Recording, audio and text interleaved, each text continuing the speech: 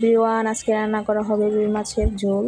প্রথমেই মাছগুলো হলুদ আর লবণ দিয়ে মেখে নিল, এরপর একটি কড়াইতে তেল দিয়ে দিল এবং মাছগুলো দিয়ে দিল।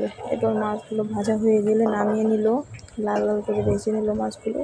এরপর সেই একই তেলে দিয়ে দিল কেটে রাখা আলু, এরপর দিয়ে দিল লবণ হলুদ দিয়ে একটু নাড়তে হবে, আলু ভাজা পর্যন্ত অপেক্ষা করতে হবে।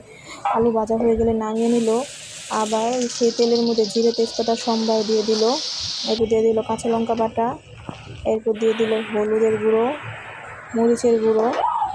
তেল ছাড়া পর্যন্ত অপেক্ষা করতে হবে এবং একটু লবণ দিয়ে দিল একটা টমেটো। এরপর ভেজে রাখা আলুগুলো দিয়ে একটু কষিয়ে নিতে হবে। ভালো করে কষিয়ে নিয়ে হয়ে গেলে দিয়ে দিল পরিমাণ মতো